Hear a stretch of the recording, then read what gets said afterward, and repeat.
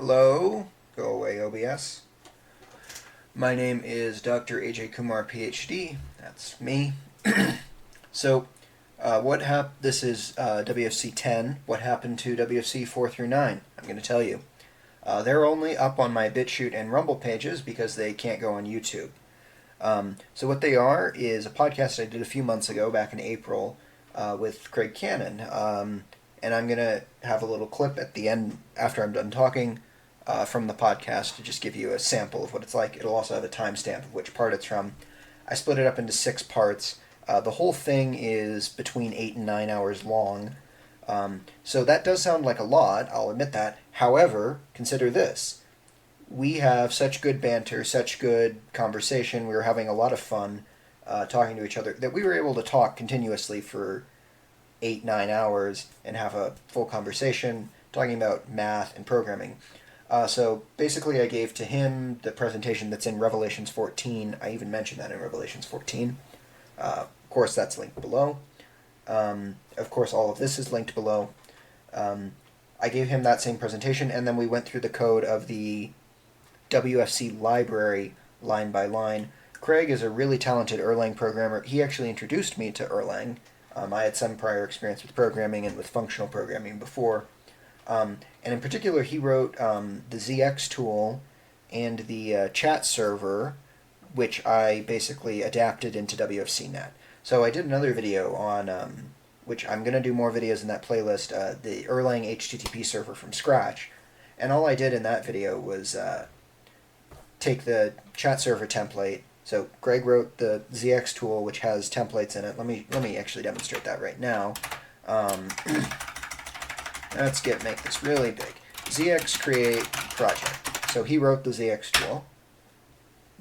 And if we select one traditional service Erlang application, there's 5 templates here. I'm just going to call this demo. Demo. Let's see. Yeah, just continue. Need 8. If you don't, it makes you pick a license. That's fine. Just this is fine. All right, let's cd into demo. And so by default, this is a telnet chat server. So I'm going to need to make this a little bit smaller. If I run zxh run local, it spawns it with an Erlang shell. And what I'm going to run is demo:listen 8000. And let me split this into 2. And I'm going to run telnet localhost 8000. There we go. Telnet localhost 8000. I'm going to say, hi, I'm the top window. Hi, I'm the top window. Hi, I'm the bottom window. And Craig did a video on this chat server and how it works. He also did an adaptation of it where he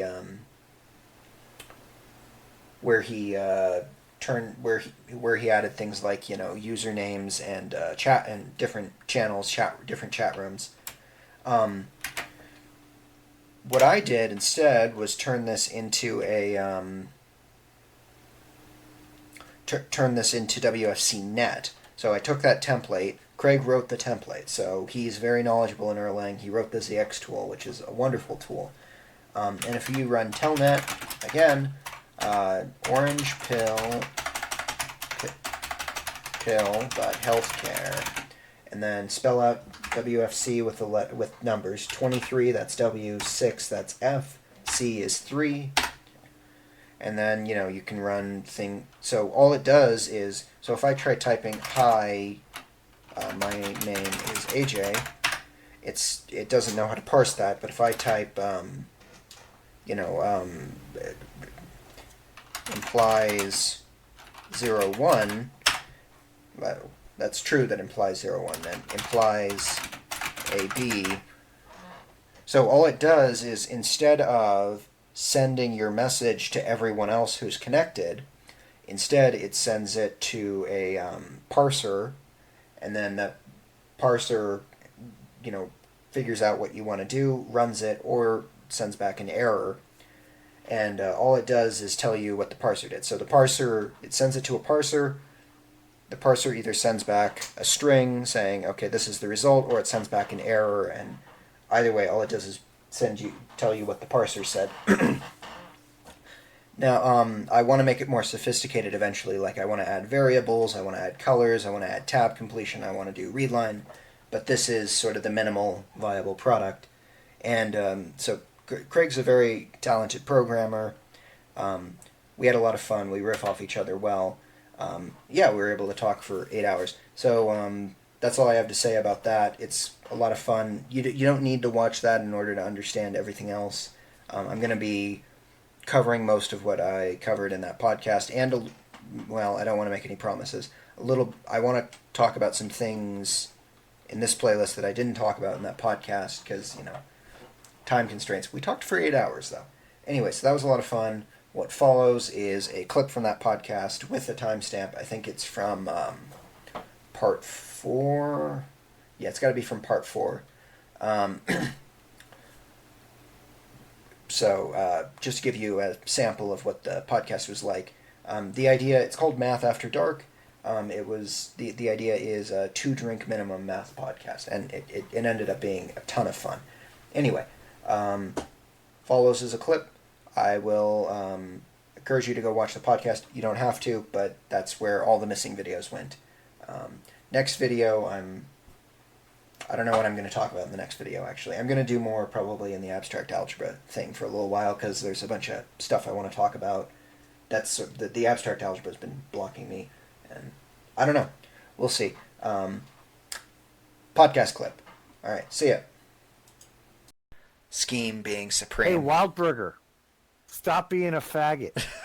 We're going to note shit as S expressions, and we're going to compute that shit. We're going to do it in Erlang. So fuck your fucking bullshit. Let's reduce this to like one common language, because there's way too many fucking notations in the world. It's bullshit. It's complete bullshit. We have so many fucking notations. Notation as semantics is cancer. That know A and B. Notation as semantics is cancer. Dude. We have cancer of the semicolons in every different discipline right now, to the point that the fucking genetics research people that know shit, that the fucking mathematics people should know, that the concurrent programming people should know. And they can't talk to each other because they have the Feynman problem.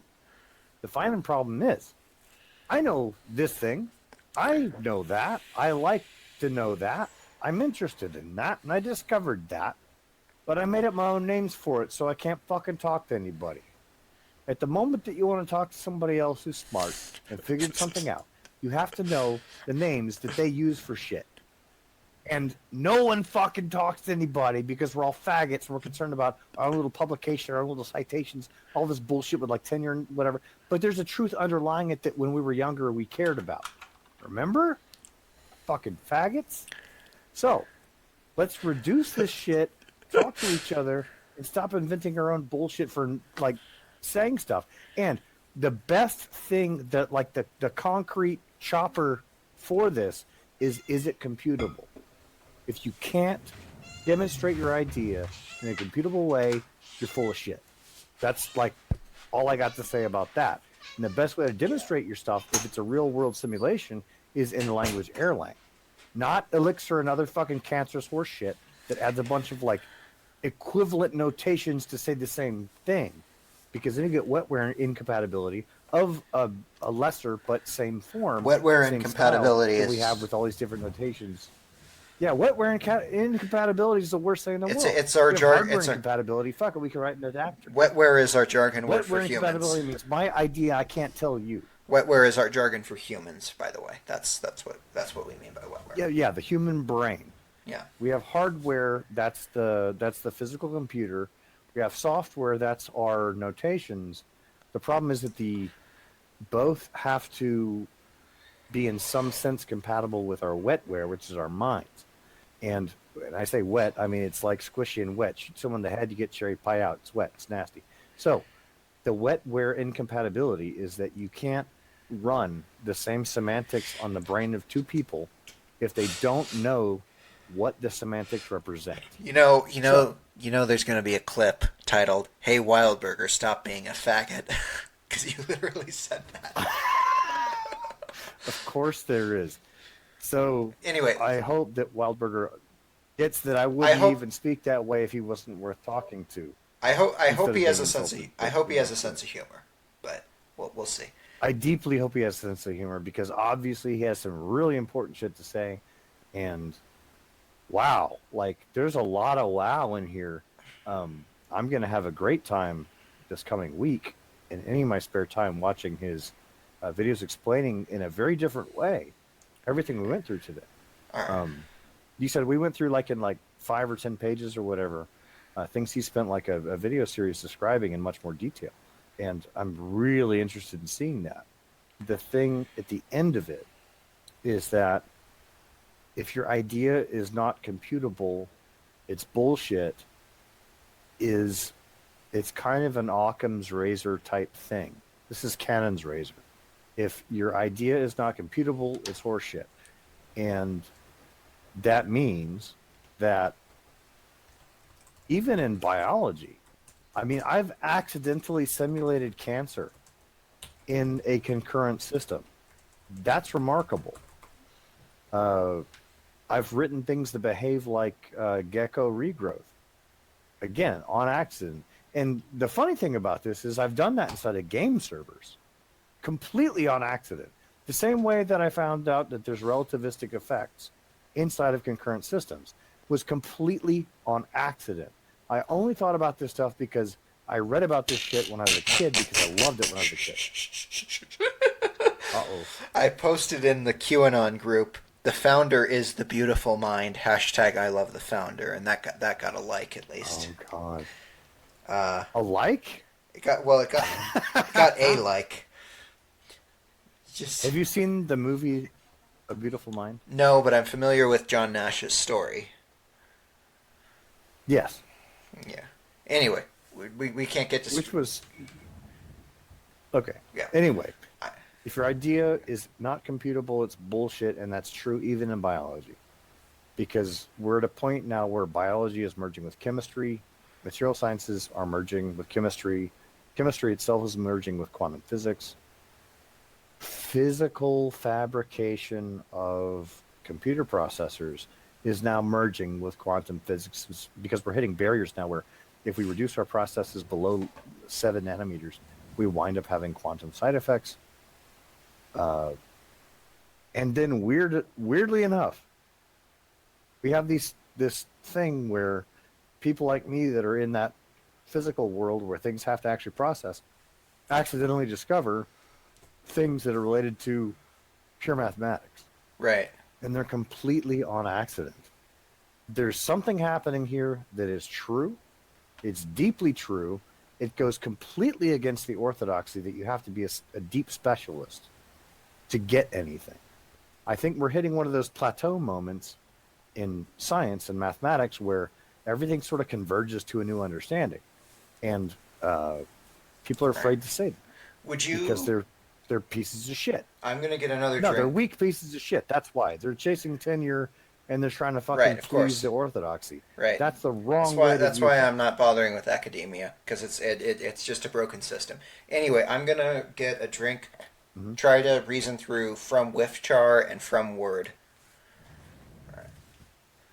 Okay.